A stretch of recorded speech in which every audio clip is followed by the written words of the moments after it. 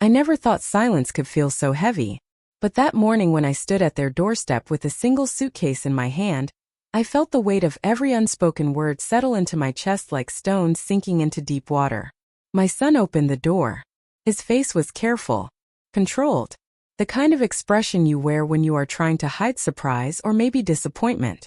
Behind him I could see her, my daughter-in-law.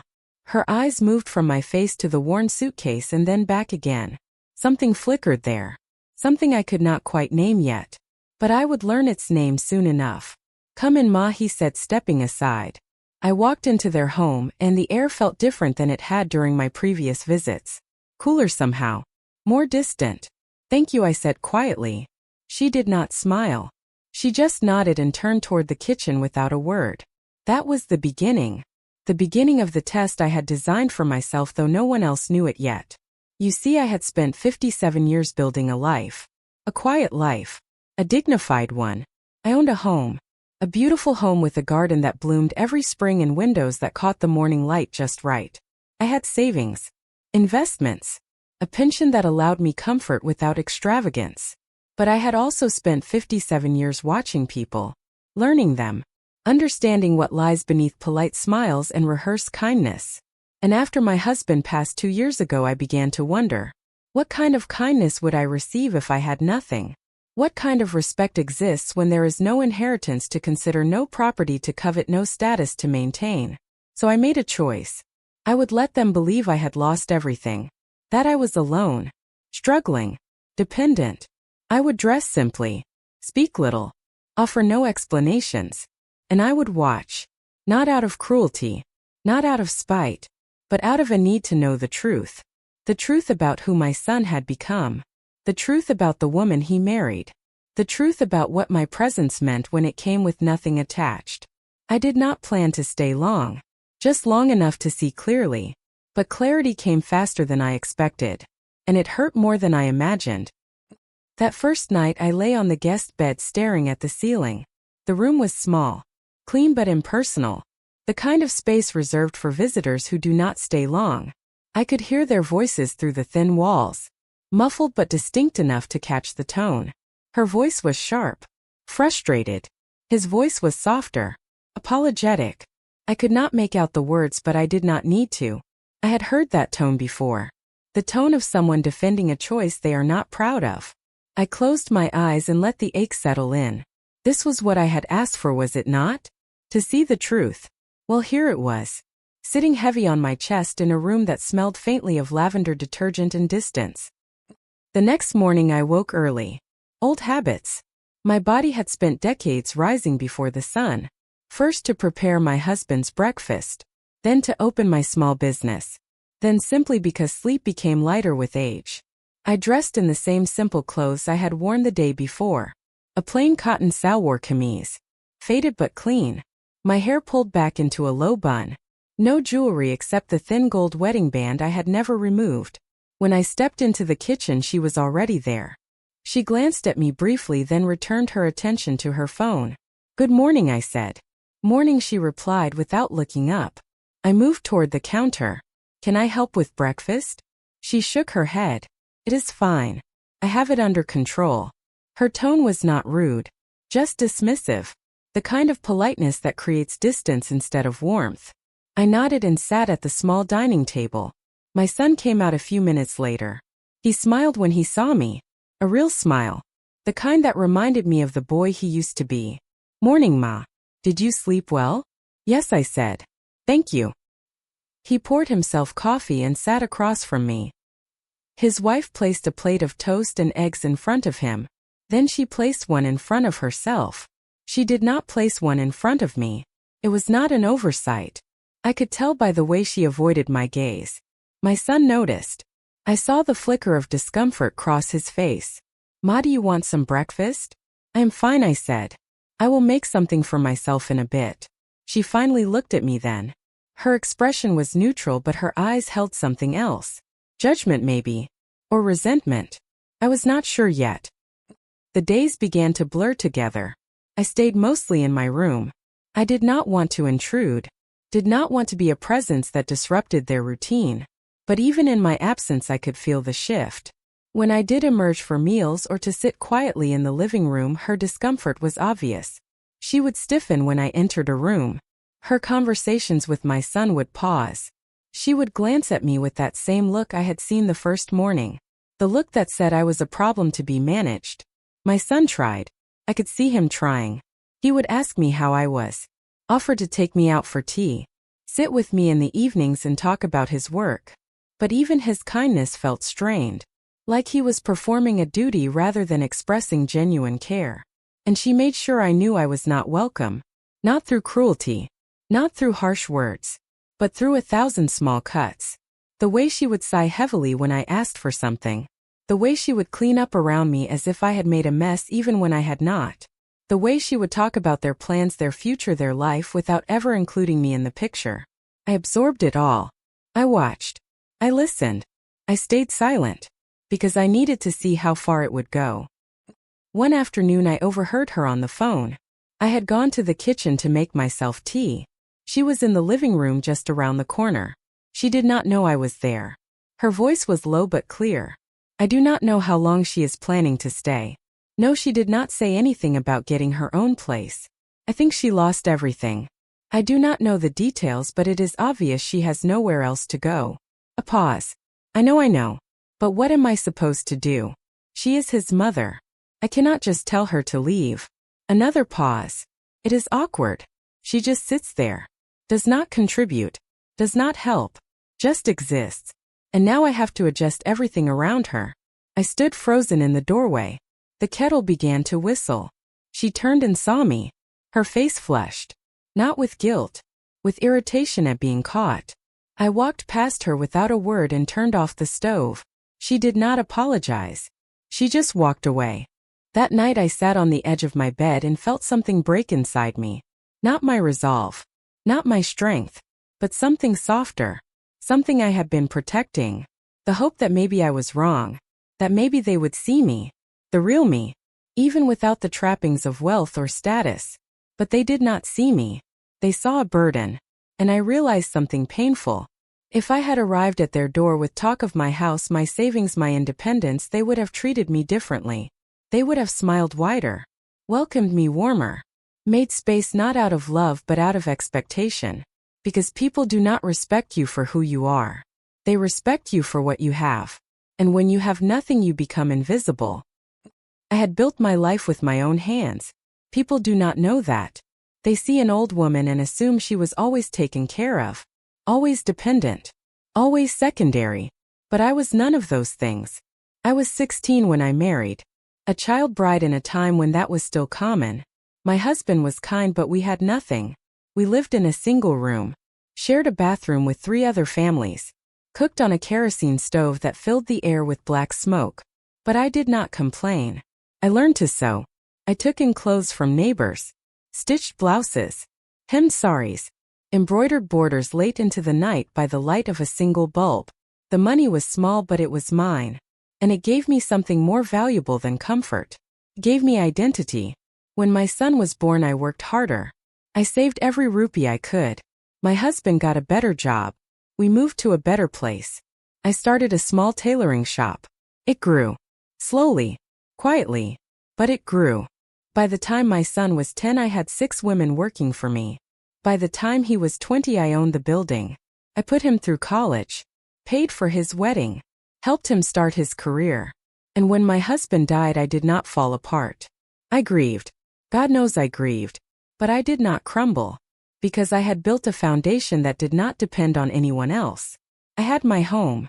My savings. My dignity. And now I was pretending I had none of it. Because I needed to know. Who would love me when I had nothing to give? The answer was becoming clearer every day. And it was breaking my heart. 3 weeks passed. The coldness deepened. She stopped pretending. When guests came over, she would introduce me with hesitation. This is my mother-in-law. She is staying with us for a while. The tone was apologetic. As if my presence required an explanation. An excuse. And when they asked why I was there, she would smile tightly and say something vague. She had some difficulties. We are helping her out. Difficulties. As if I were a charity case. I watched my son during these moments. watched his jaw tighten, watched him look away. He never corrected her. He never defended me. And that hurt most of all. One evening she made dinner for a few of their friends. I stayed in my room. I did not want to impose. But she came to my door. "Ma, you should come out. It would look strange if you did not." I wanted to say no. Wanted to stay where I was. But I saw the insistence in her eyes. This was not an invitation. It was an obligation. So I came out. I sat quietly at the edge of the gathering. Did not speak unless spoken to. The conversation flowed around me. Laughter. Gossip. Stories about work and travel and plans. I was invisible. Until one of her friends asked, "So Auntie, where were you staying before this?" The room went quiet. I looked at my daughter-in-law. She looked at me. Her eyes were sharp, daring me to say something that would embarrass her. I was managing on my own. I said simply, "Oh," the friend said, her tone laced with pity. "That must have been hard." My daughter-in-law smiled. A tight, controlled smile. "Yes, well, we are family. We take care of each other." The words were right. But the delivery was wrong. And everyone in that room felt it. Later that night, after the guests had left, I heard them arguing. Her voice was loud. Angry. I did not ask her to come out. She just sat there like some sad reminder of everything we are stuck with now. His voice was quieter but firm. "She is my mother. I know that. But she could at least try. Contribute something. Help with something. Instead of just existing here like a ghost. She has nowhere else to go. And whose fault is that?" Silence. Long and heavy. Then his voice again. Strained. "What do you want me to do?" "I want her to figure something out. I want our life back." I sat on my bed and let the tears come. Not because I was hurt, but because I finally had my answer. I had been tested before. Life tests you in many ways. Through loss. Through hardship. Through betrayal. But this was different. This was a test I had created. And I was failing it. Not because I could not endure, but because what I was enduring was the truth. The truth that love is conditional. That respect is transactional. That kindness has limits. And that even your own blood will see you as a burden if you come to them empty-handed. But I was not empty-handed. I just let them believe I was. And soon they would learn the difference. The shift began subtly. A neighbor saw me at the local market one afternoon. She was an older woman. Someone I had known years ago when I still lived in my own neighborhood. Her eyes widened when she saw me. "Is that you?" "Oh my goodness, I thought I recognized you. What are you doing in this area?" "I am staying with my son for a while," I said. She looked confused. "Staying with your son? But I thought you had that beautiful house near the park?" I smiled politely and changed the subject. But the seed was planted. A few days later, another incident. My son ran into an old colleague of mine. Someone who used to supply fabric for my shop. They got talking. The man mentioned my name. "Oh, you are her son? How is she?" "I heard she finally sold the business. Must have made a good amount. That place was prime location." My son went very still. "Sold the business?" "Yes. Few years ago. She did well for herself." "Very well." My son came home that evening with questions in his eyes. But he did not ask them. Not yet. Then came the day everything changed. A letter arrived. It was addressed to me. From my bank. She brought it to me with barely concealed curiosity. "This came for you." I took it without comment. She lingered in the doorway. "Is everything okay?" "Yes. Just some paperwork." Her eyes narrowed. She wanted to know. Wanted to ask. But pride kept her silent. I waited until she left. Then I opened it. It was a routine statement. Nothing unusual. But it contained numbers. Numbers that told a very different story than the one I had been living here. I folded it carefully and placed it back in the envelope. The time was coming. That weekend I made a decision. I called my son. "Can I talk to you and your wife together?" He looked uneasy but agreed. We sat in the living room. She looked annoyed at the interruption. I kept my voice calm. "I want to invite you both to see where I have been staying before I came here." Confusion crossed their faces. "What do you mean, Ma?" "I mean my home. I would like you to come see it." Silence. Her expression shifted. From confusion to suspicion. "Your home?" Yes. But I thought. I know what you thought. And I let you think it. But I would like to show you the truth now. My son looked between us. Ma, what is going on? Come tomorrow. Both of you. And you will understand. The next day I led them to my house. The house I had built. The house I had lived in for 30 years. It was a 20-minute drive from their apartment. When we pulled up outside, she stared. It was not a mansion, but it was substantial. 2 stories. Cream-colored walls. A well-kept garden. Iron gates. A nameplate with my late husband's name and mine. My son parked the car slowly. No one spoke. I stepped out and unlocked the gate. Come inside. They followed me like people in a dream. I opened the front door. The interior was exactly as I had left it. Clean. Organized. Decorated with care. Photos on the walls. Furniture I had chosen. Curtains I had stitched myself decades ago. My son walked through the room silently. His face was pale. She stood in the center of the living room looking around with wide eyes. Finally my son turned to me. Ma, what is this? This is my home, I said simply. This is where I have lived for the past 30 years. This is the house your father and I bought. The house I maintained after he died. The house I chose to leave temporarily to stay with you. But you said. I did not say anything. You assumed. And I let you. Her face had gone from shock to something else. Anger. You lied to us. I did not lie. I simply did not correct your assumptions. Why? I looked at her directly. Because I wanted to see who you were when you thought I had nothing. The words hung in the air like a verdict. She tried to speak. Her mouth opened but no sound came. My son sank onto the sofa. Ma, why would you do that? Because I needed to know. I needed to know if I mattered to you beyond what I could provide. If I would be treated with respect even if I came to you with nothing. And her voice was shaking now. And what did you find? I found that I was treated like a burden. Like an embarrassment. Like someone you tolerated out of obligation, not love. Tears filled her eyes, but they were not tears of remorse. They were tears of humiliation. You made me look like a fool. No. I gave you a choice. You chose how to treat me. I just watched. My son put his head in his hands. The silence that followed was deafening. She left the room. I heard the front door open and close. My son stayed. For a long time he just sat there. Then he spoke. His voice was hoarse. I am sorry, Ma. I know. I should have defended you. I should have said something. Yes, you should have. He looked up at me. His eyes were red. Why did you not just tell us the truth from the beginning? Because the truth would have changed how you treated me. And I needed to see how you treated me without it. He nodded slowly. I failed you. Yes, you did. The honesty was painful. But it was necessary. She came back an hour later. Her face was blotchy. Her eyes swollen. She stood in the doorway. Can I talk to you? I nodded. She sat down across from me. For a long time she did not speak. Then finally, I was raised to believe that struggle was weakness. That needing help meant you had failed. My parents always told me to marry well. To secure my future. And when you came to us looking like you had lost everything, I saw you as everything I was afraid of becoming. I listened without interrupting. I was cruel. I know that now.